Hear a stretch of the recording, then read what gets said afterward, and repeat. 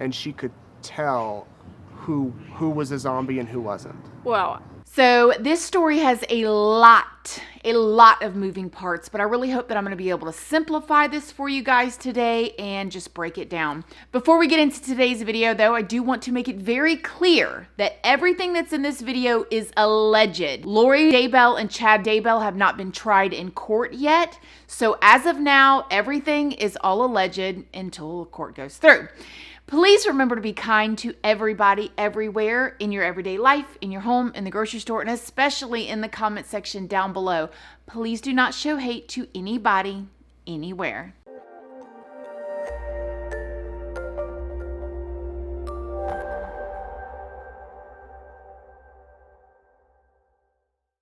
Good morning, my lovelies, my beauties, my friends. My name is Christina and welcome to my channel.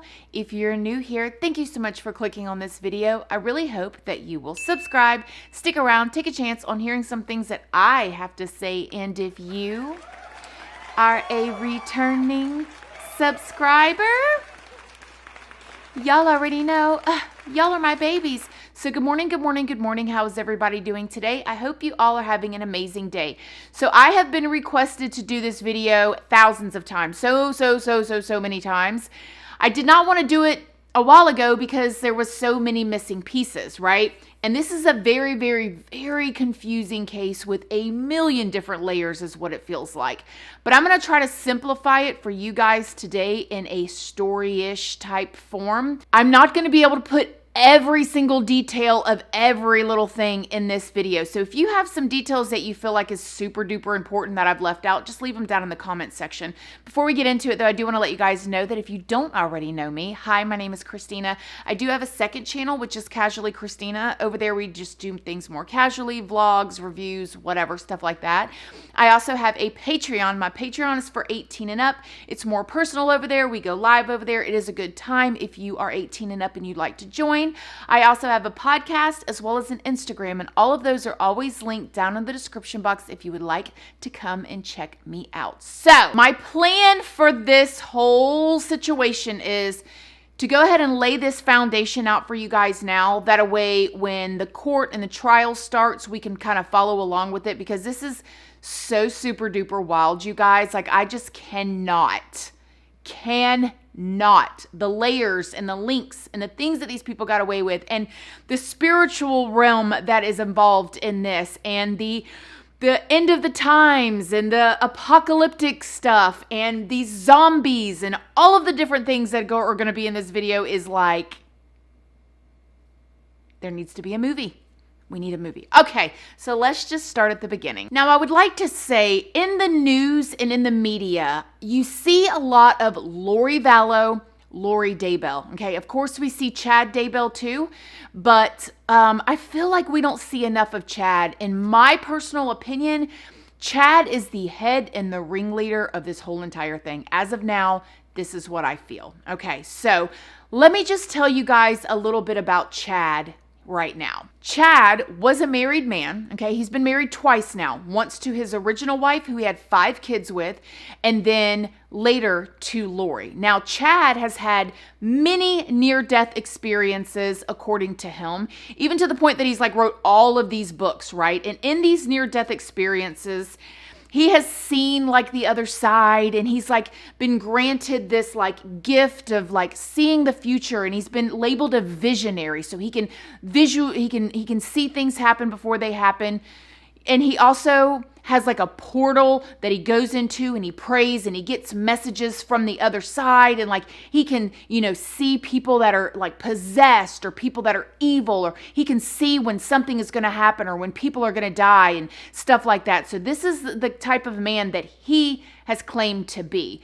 Now, when he started writing these books where he was like talking about his faith, now he has wrote over 20 apocalyptic books. Now, these books are really popular, okay? People follow this man and believing his visions and believing that he knew when the end of the world was going to happen. And according to them, July 22nd of 2020 of this year was going to be the end of the world. Okay, so it was, I mean, people are following him. They want to be ready for Christ's second return and the end of the whole entire world, you guys. Although the Bible does say that no man knows the day or the hour, but yet still, people believed him. Now, Lori, now Daybell, who was Lori Vallow up until just recently, she's been married 5 times. Lori had 3 children, 2 that she had birthed, and 1 that she adopted. She was known up until recently as like a faith-based woman. She was very much involved with her children, very nice and loving. All of her neighbors, anybody that knew her, anybody that went to church with her said that she was just like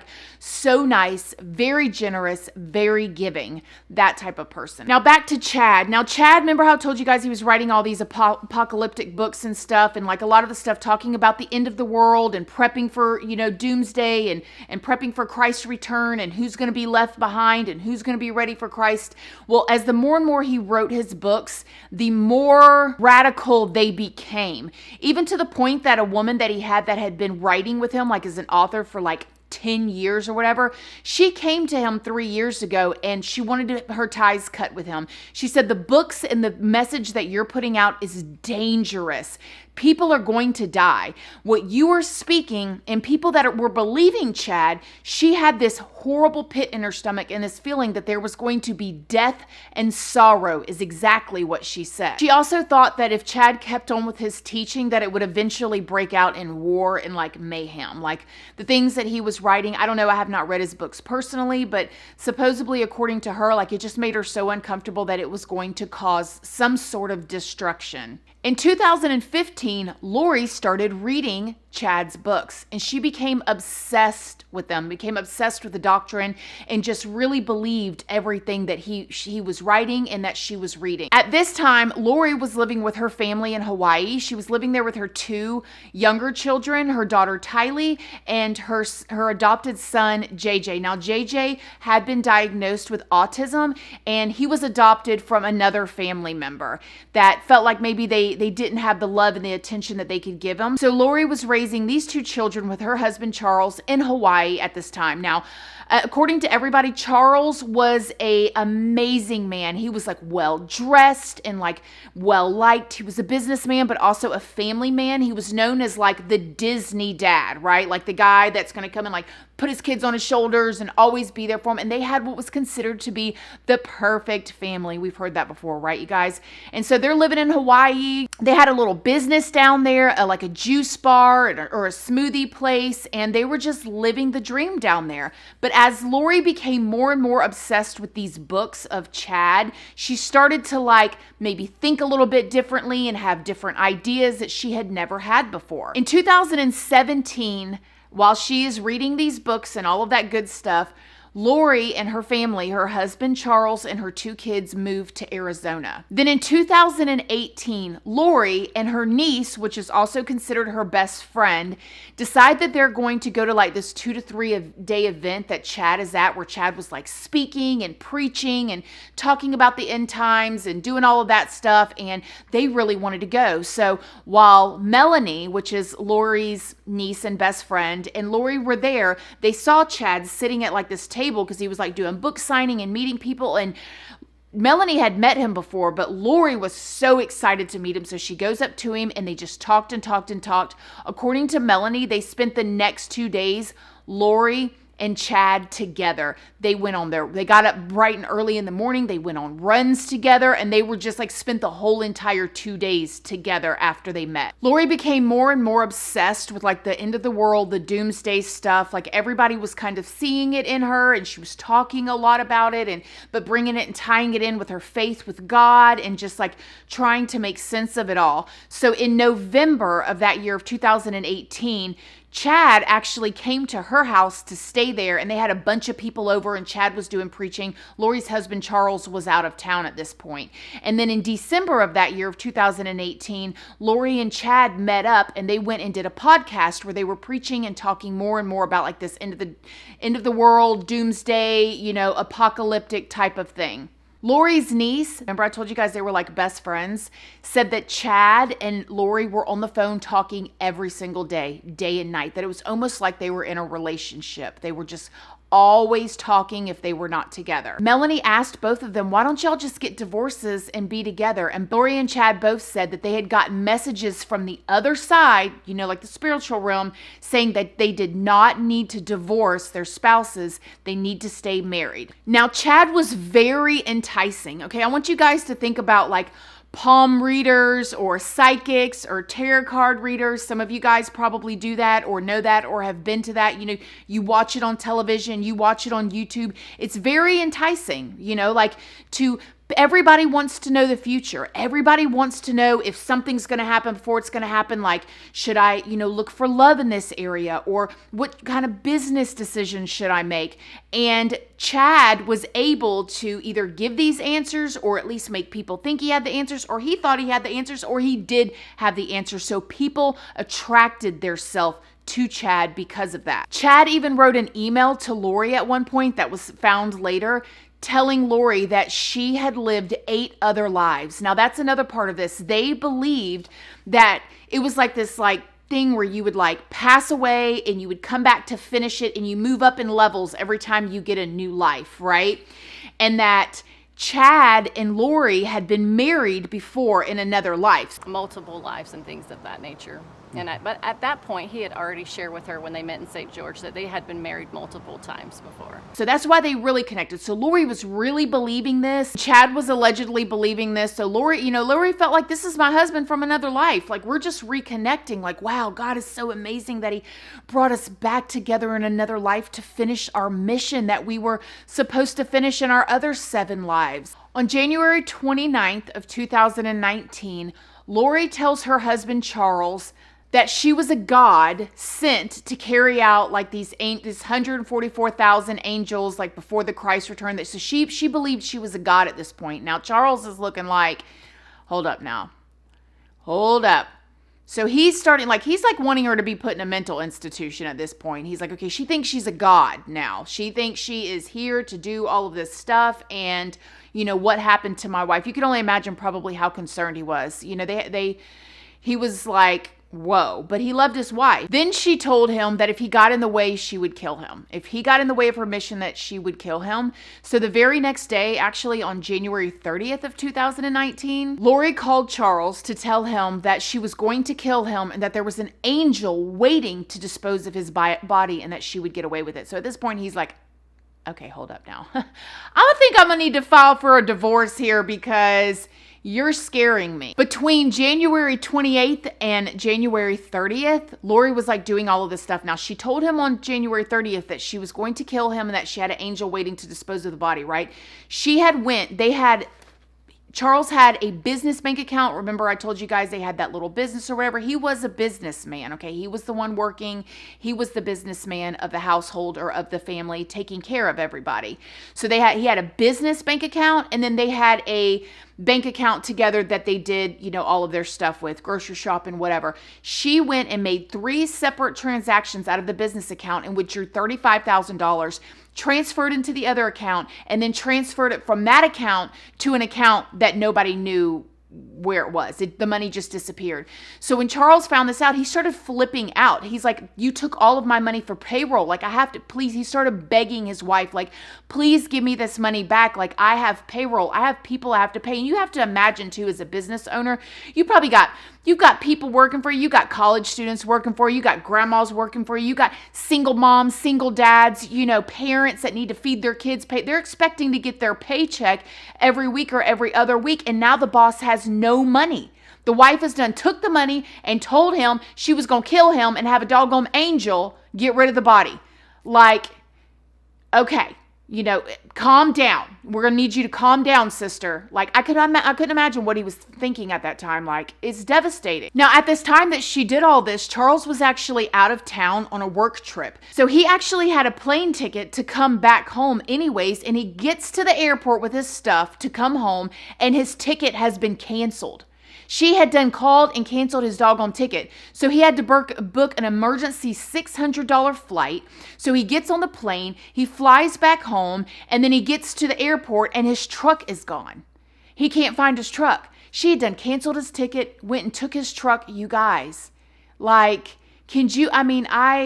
I could not imagine. At this point, he goes and actually files for a divorce. Like, he realizes that, like, she is either mentally ill, she is dangerous, and our finances are tied up in this at this point. She's a wife. She has, certain controls or rights to get certain things. So he needed to file for a divorce, but he couldn't find her to serve her. So now he is looking for her everywhere so he can file for this divorce to get her off of his asset. Now, at this time, Lori's niece, Milani, says that Lori started opening up more about zombies and about, spirits taking over people's bodies. And this is where I start struggling a little bit, because you guys know, if any of you guys know me, I very much believe in the spiritual realm. It's real. It's very, very, very real. But I definitely do not believe that there are zombies taking over us and we're walking around like normal people. But I guess I'm wondering if she was thinking, when she was calling people zombies, that maybe she was meaning like a demon was taking them over in their body. They're actually a zombie moving around like normal people. I don't know. When I think zombie, I think of like The Walking Dead. You know what I mean? Like, I'm thinking like you're going to eat somebody's face off. But she called them zombies. Okay, so she said that they were zombies. So she started saying her husband Charles was a zombie. So the first person, as we all know, is Charles, was considered one. That was brought to Lori's attention by Chad on the phone. And he described to her that Charles was no longer Charles, that this unclean spirit that was friends with Charles on the earth, when they used to be friends, had now passed on, and now he is this unclean spirit on the earth roaming around, and now he's attached himself to Charles, and now he has entered his body and taken over it. So Chad had this influence on people because he had visionary experience. He could see things. At least he said, he portrays that he did. And that her ex-husband, remember, she'd been married 5 times. And at this point, by the way, her ex-husband dies of a heart attack. Okay, the one that she had right before the one she's married to now, Charles. Just boom, drops dead of a heart attack. And they had actually been having some drama. So that was a little odd and a little strange. But nevertheless, we will keep going. She said he was a zombie. She was sitting at the house with JJ, which was her little boy who had been diagnosed with autism. And she was telling her niece, Milani, that, like, he was a zombie. She had said that he had turned into a zombie the day before I got there. And she was pointing out behaviors of his. Like, look how he's doing this, that's unusual. Or look how he's doing that. And she's looking at him thinking like, well, he's acting the same to me. And she said that, of course, he had little outbursts. He would have like anger outbursts, or he would be happy and stuff like that, which is normal for just about any child, right? Much less you add autism on top of it. And then there's more obstacles and struggles for a child or an adult or anybody to grow through. So anytime, JJ had a little outburst or something, Lori was telling her niece, like, see, he's a zombie. The zombies have taken over his body. So she started believing that people were zombies. Had she talked about zombies before? Mm-hmm. Where did the zombie thing come from? Allegedly, Chad. Chad, because he would go sit in his portal and he would get, like signs from the God. I don't know, God. I don't know really what they believe. Lori thought she was a God sent here that had angels to pick up her dead bodies after she killed people. Child, I don't know. I'm so ready for this court to go down. I need answers. Okay, we got questions. But anyways, Chad is the one that told her that her ex-husband was a zombie, her current husband was a zombie, her son was a zombie. I mean, zombies everywhere. According to Milani, Chad would go into his portal and pray every day and pray the zombies away. And so, like, he would get a message from the spiritual world that was like, you prayed away 10,000 zombies. So they would celebrate, yay, 10,000 zombies dropped dead off of the earth today. So then, like, imagine now Lori, she's thinking, oh my gosh, my child's a zombie, my husband's a zombie, my ex-husband's I'm surrounded by zombies, okay? So her husband, Charles, is looking for her. Like, he needs her to sign these papers, baby. Like, you need to sign these papers because I need to get away from this situation. Lori did not want a divorce, okay? She was running from the papers. Speculation is because Charles had a $1 million life insurance policy. She said that he had, I think, about $1 million, and that she knew when he passed away that she thought she'd get the money. Charles had a $1 million life insurance policy for him, but what Lori did not fully know at that time, she did suspect, was that he had already taken her name off of it and put his sister's name on it. So she wasn't going to get no money anyways, but she didn't know that at the time. So Lori was at her house. She had done moved. She had done moved and took the kids away from her husband. She was hiding from him, did not want to sign these papers. And she knew that Charles was going to find her and come over. I don't know if she set him up. I don't know if she told him where she was because it was a new I don't really know all of the details on that. But what I do know is her brother was there. Lori's brother was there. His name was Alex. Her husband, Charles, showed up. There was a scuffle, an argument. We don't know. There was no cameras there. The only story that we have is the people that were left. Alex took a gun and shot and killed Charles. Shot him dead in the chest and killed him. So he killed her husband. Now, he called 911, let them know that he did it in self-defense. This was a 911 call. 911, where is your emergency? It's at 5531 South Four Peaks. You need Yes. police or paramedics? Both. I'm in police and an ambulance. I got in a fight with my brother-in-law and I shot him in self-defense. Okay, let me get the medics on the phone. And is he hurt or is he alive? Or Yeah, there's blood. He's not moving. how long ago did this happen? A couple of minutes. Fire department, what is the address of the emergency? 5531. And what is the emergency? I shot my brother-in-law. Okay, what part of his body is injured? In the chest. I'm sorry, where?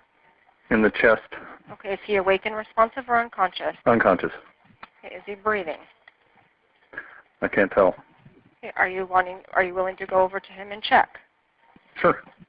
Okay, do you just let me know if you see his chest going up and down? How old is he? It's not moving. He's 60. Okay, and are you wanting to start CPR? No, I don't know how to do that. I can walk you through it. Okay. And what I want you to do is you're going to put one hand in the center of his chest. Yeah. The other hand's going to go right on top of it. Okay. You're going to interlock your fingers, keeping your arms straight, and you're going to press down hard and fast into his chest. You're going to go 2 inches down and fairly quickly. 1, 2, 3, 4. PD, we're going to stage for you. Okay, thank you. Okay, just keep going with those compressions. PD, did you have any other questions? Yes, what's your name, sir? My name is Alex. Last name is Cox, C-O-X. And where are you in the house now? In the living room. And where is the gun? It's in a bedroom. Who else is there in the house with you? Just me. Okay, were you guys arguing when this happened? Yeah, And you said there's nobody else there, just you and him, correct? correct. He was so cool, calm, and collective, which is very disturbing to me. Now, I do realize that not everybody is overly dramatic and emotional person like I am, but still, I think any rational person, when you kill somebody, it doesn't matter who they are, like, it bothers you. But it didn't bother Alex, and it didn't bother Lori. How long have you lived here? Like 3 weeks. Oh, geez. Yeah, okay. That's why the neighbors don't know us. Gotcha. Like, hi neighbor, sorry. This was her husband. They had done moved and they had kids together. I mean, they didn't birth kids together, but they had became a family. I want you guys to take a look here at Lori's face while she was being interviewed by the cop. She was just so nonchalant and smiley. Like, it's disturbing to me. And it's really weird that the cops didn't pick up on anything, but they didn't. They just chucked it off. It's like, okay, this is, self-defense, whatever. So now I want you guys to think that Lori's ex-husband died of a heart attack, okay? And now her current husband just died. Lori then sends a text to her husband who had just been shot and killed, 2 sons that were not by her. Okay, they're 2 adult sons, and just basically lets them know, like, hey, your dad's dead. I'll let you know whenever I can more. I'll put it right here so you guys can read it. And they were freaking out. They were like, wait, what do you mean my dad's dead? She wouldn't respond for a few hours, and they'd be like, hello, Lori, like, you need to, and it was like so bizarre. Again, like, who does that? Who texts anybody and lets them know they're dead? I would not text my husband and let him know that our dog had passed, which our dogs better not, please, whatever. But like I would literally lose my mind if something happened to one of my dogs. You know what I mean? Like, I could not imagine you just texting his 2 sons, hey, your dad's dead. What? But nevertheless, she kept on going. Because in Lori's mind, I think she believed that he was a zombie. She didn't think she was killing a human, or I don't know. What do you guys think? Let's keep going here. Later, in September of 2019, Lori moves her and her 2 kids to Idaho, where guess who lives in Idaho? You guessed it, Chad. Chad and his wife and their 5 kids. Yeah, that's where they live. So she moves there, and Melanie, her niece, was asking her like, I mean, are you sure you want to move there? Like, his wife is there. And she was like, well, before I move there, his wife is going to die. And she's like, what do you mean his wife is going to die? She says, I don't know. We're getting signed. You know, remember Chad goes into these portals and he gets these visions. It's going to be a car accident. So like, let me just tell you guys something. If I had a vision, if I had a dream that my family member, my husband, was going to be in an accident, I would be like, you're not going to drive, baby. Come on, let me drive you. Where are we going? Nope, you working from home. You know what I mean? But like, oh, she's going to die in a car accident, so I'm going to plan on moving there. She'll be dead before I get there. We're not worried about it.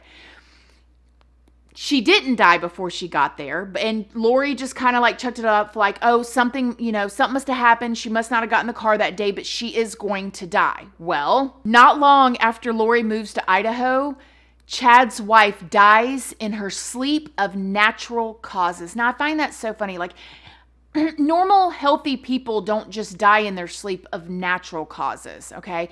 But nevertheless, it was chucked up as natural causes, and she died in her sleep. And 2 weeks later, Lori and Chad were married.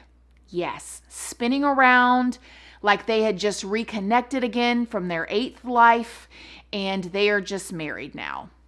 Lori starts telling Melanie and other people that she's close with that she knows how many zombies are in every single state. Her husband now, Chad, he goes into the portal, he prays, and he has zombies casted off of the earth. Chad would tell her who the zombies were, and she believed it. Like, she knew everything. So they had believed that his wife was a zombie. Now it's so weird. And let me tell you guys something.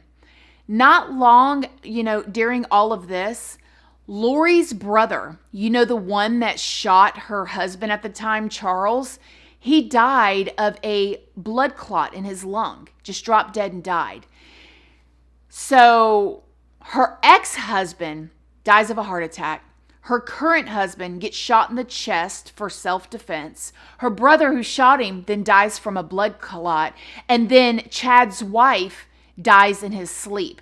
So this is where I start getting the heebie-jeebies, because I do believe in the spiritual realm, and he's in the closet praying to somebody, okay? I don't believe for a second it's the Lord Jesus Christ, but somebody was carrying out some of these plans, okay? If he died of a blood clot in his lung and a heart attack, and then in her sleep of natural causes, I don't know, you guys. I don't know. Y'all better put them Ouija boards away. I'm trying to tell y'all there's some truth. It's real. It's real. Y'all better don't be getting your kids no doggone Ouija boards for Christmas. You inviting that stuff? No, baby. Okay, we're going to keep going because that's a whole nother video. Y'all, that's a conversation y'all ain't ready to have. Y'all ain't ready to have that conversation. Let's just keep going. Lori starts telling her niece that JJ, her son, is in the way of the mission. Her oldest daughter, Tylee, was allegedly away at like school or something. She was 17. She wasn't too much in the way. But JJ, the little baby, the little young boy that was, was diagnosed as autistic, was now in the way. And she's also believed that he was a demon. So she started getting weird, saying little things like that. She started saying how she needed to send him away to like Charles' sister's house, which was actually his grandmother. So Charles' sister was actually his biological grandmother.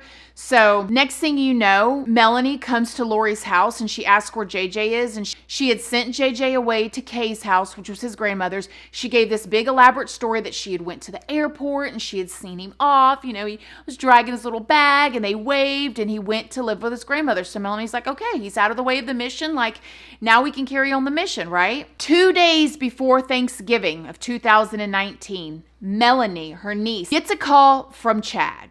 She said she had never heard Chad sound like that. Chad is always the confident one. He's the visionary. He's in his portal. He's preaching. He's writing 20 plus books. He knows, he can seize the future. He knows everything, right? Like he's sent from God, like he's praying away all these zombies and all of this stuff. But she gets a call from Chad and his voice was shaky. She said it was quivery. He sounded so scared. And he said, Melanie, if you get a call from the police or the cops, do not answer it. And she was... At that moment, she was like, what? Now, this is all alleged, and this is all according to Melanie. I don't know. I've got some weird feelings about Melanie, too, but that's another video. We're going to keep going with this story. I'm trying to make it easy for you guys because it's a lot to unpack, okay? He said, yeah, when the police call, do not pick up the phone. Like, I don't know. How do you know when the police calls? Is it say that on the, on the phone? Does it say this is the popo calling? Because in that case, none of us would answer the phone. You know what I'm saying? Like, how do you know? Does it say 911 when the phone rings? How do you know when it's the cops? I don't know, but that's what he told her. Then Chad said, the police are at Kay's house looking for JJ and Tylee. And she was like, yeah, but I thought JJ was at Kay's house. And he was like, well, they're not there. Don't worry about it. Don't worry about it. So the next thing you know, she hangs up the phone with Chad and she's feeling like eerie, like, hold up now. She's starting to put all these pieces together, allegedly, according to Melanie, okay? She's putting all these pieces together. Okay, they're saying he was a zombie. She said he was in the way of the mission. She was going to send him to Kay. She gave this big elaborate story that they were at Kay's. And then, now they're not at Kay's and the cops are looking for them. So she gets a phone call about 30 minutes later, bring, and it's Lori. And she said Lori sounds so chipper. Lori's like, hey, she was like, it's okay. Nothing to worry about. Everything's fine. So Melanie was like, okay, cool. Like, she sounds good. She sounds happy. She was like, it's okay. She was like, but can you do me a favor? Lori tells her, I need you to go to a park and take a picture of a couple kids running. And then when the cops call you, send that picture to them and tell them that you have Tylee and JJ. She's like, huh? At this point, she's feeling really uncomfortable. Like, I'm trying to tell you, girl, I don't know about this Melanie chick, but I'm trying to tell y'all, I love y'all. We're friends. Don't call me and ask me to do no stuff like that, okay? I ain't ride or die like that. Christina, you know what I'm saying, 15, 20 years ago, oh, baby, I'd have had your back. But Christina in 2020, no, them police call me and say, yep, she sure did. She called me and asked me to take these pictures. I can't. Do you need a statement? Yes. Okay, I got you. Do you need me to take a lie detector test? Bring it on and hook it up because I ain't going to jail for nobody. Anyways, so Lori just continues to tell her hey, listen, I'm trying to protect the kids, whatever. At this point, this is what we're seeing. We're seeing the cops. They're following Lori everywhere. They're looking for the kids. The kids' faces are plastered all over every Channel 3 news, Channel Fox 10, CNN. Everybody are looking for these two babies. And it's starting to grow more and more suspicion about the other deaths. The wife's deaths, the husband, the ex-husband, the brother, the cops are all putting it together now, wait, hold up. Something is really not right here. But a lot of people that followed Chad just thought that they were in a bunker somewhere. He was a doomsday guy. He was an apocalyptical, how do you say the word? Y'all tell me, y'all help me. He was like an apocalypse, Armageddon type of so they thought that they were probably hidden in a bunker somewhere. I'm not going to lie, you guys. I personally myself thought that they were probably in a cult or a you watch these television shows of different religious groups that have they have their own areas, I don't want to say any of the groups because I don't even want to bring y'all's name into this mess, but you know what I'm talking about, where they live off grid and they don't have the internet and they can grow their own food and all that stuff out there. You guys know what I'm talking about? I thought the kids were there. Never in a million years would I think they could do something to these babies. So the cops started threatening Lori and basically gave her a certain amount of time to come up with the kids. As you guys know, if you followed the story, if you have not, I will let you guys know, she did not come up with the kids. So they arrested her. She was on $1 million bail. She was in jail. Every single court case that she had, Chad was there, sitting there supporting his new wife, sitting there supporting her. And she was, she'd be in the courtroom just completely unbothered. but would not tell anybody where the kids were. Everybody was pleading with her, even her oldest son. Remember I told you guys in the beginning she had 3 kids? She has an older son. He is an adult, so he doesn't live with her anymore. He was pleading with his mom. I really, really want to see Tylee and JJ. I really want this to be over. And he was so shocked. He was like, my mom was always a good mom. Like, I don't understand, where are Tylee and JJ? On June 10th of 2020, human remains were found on the Daybell property, okay? This was a shock to all of us, anybody that was following this. Maybe not a shock to some of you guys, it was to me. Like, I cried and cried and cried when I saw this article because I just could not believe it. Investigators discovered what appeared to be unidentified human remains, and an autopsy will be conducted. Authorities were carrying out a search warrant connected to the disappearance of the then 7-year-old JJ and 17-year-old Tylee. Now, we do not know how they knew specifically, because when you look at the picture overhead, it's like they went right to that spot. Now, you see different articles, you see, okay, well, the ground was disturbed there. Maybe they were doing helicopters over and then, you know, they got a search warrant. We'll find out in court, or if somebody did tell. Which suggests that they had some information that led them to a specific part of the property. If somebody knew something and told, as of right now, we don't know for sure, okay? We're going to follow this court case. So they found the skeleton remains of 2 what seemed like children. When they went and did the autopsy report, they were confirmed to be Tylee and JJ's. Well, George, good morning. This is the outcome no one was wanting. The desperate search for these missing siblings has been on since September, and it appears to have come to a tragic end.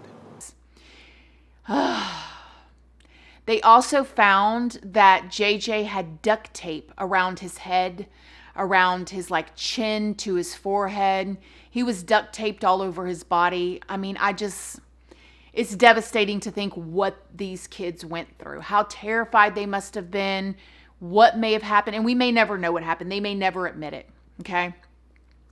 So they're sitting in court. And of course, they go and arrest Chad. Now, they're both in jail on $1 million bond waiting to go to court. They have both pleaded innocent at this time. And we're going to see what's going to happen. So that's what's going on.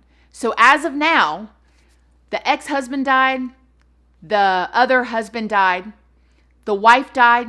The brother died. The 2 kids are dead. That's just what we know of as of now. Could be more. If there's more, let me know down below.